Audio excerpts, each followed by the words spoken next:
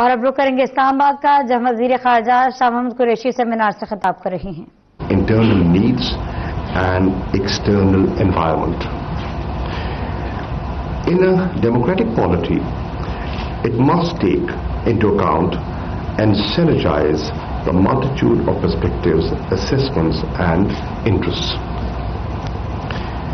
In the conduct and implementation of this policy, however, there is a continuity and consistency beyond the government of the day. The adage that there are no permanent friends or enemies, only permanent interests, holds true as ever. Ladies and gentlemen, we cannot talk about foreign policy challenges without first talking about our permanent interests. What are those interests? A. To create the conditions conducive for socio-economic development. B. To work towards a peaceful neighborhood in the context of which Pakistan's progress can be ensured. C. To protect our sovereignty and territorial integrity and seek a just, peaceful and lasting solution to the Jammu and Kashmir dispute in accordance with the UN Security Council resolutions and the wishes of the Kashmiri people. Two seminal developments have taken place in recent weeks that have impacted these interests and will have a major bearing on our foreign policy conducting going forward. These relate to our eastern and western neighbors, जिसका आप इशारा कर चुके. India's illegal and unilateral actions of 5th August and its total lockdown of occupied Jammu and Kashmir have created a dire human rights and humanitarian situation and posed serious risk for peace and security. In Afghanistan, a major headway continues to be made towards reaching a peace deal between the Taliban and the United States. This is likely to be followed up with intra-Afghan negotiations. Then there are developments on the regional and global planes. Great power and regional power competitions in the Middle East and broader Asia-Pacific regions impact us directly. The perennial challenge of our foreign policy has been how to navigate the geopolitical rapids, capitalize on the opportunities and address the emerging challenges.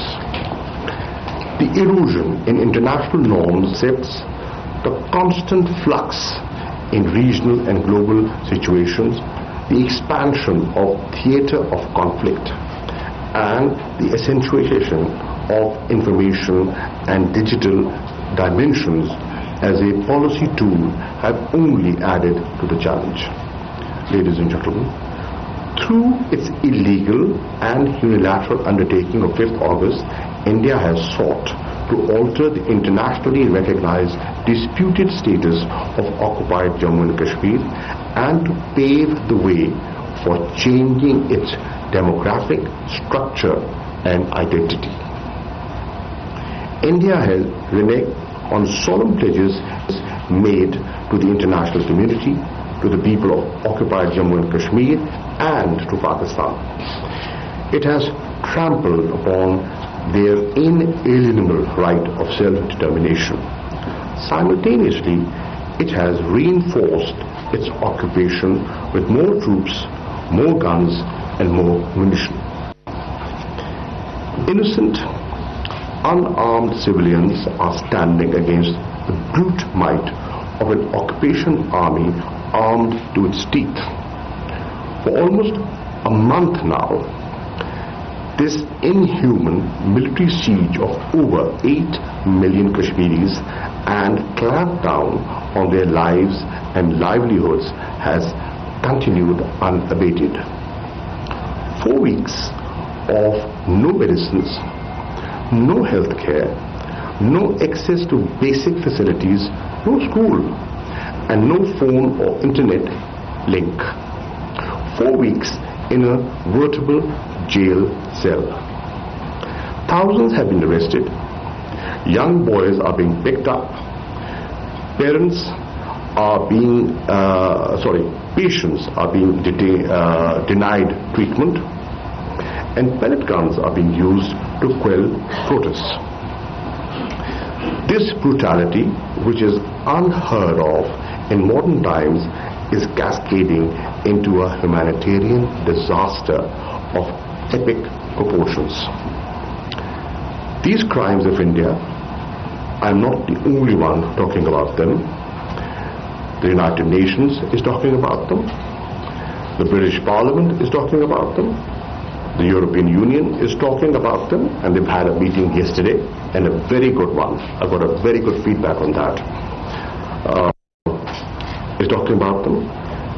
OIC is talking about them. Amnesty International, Human Rights Watch are talking about them.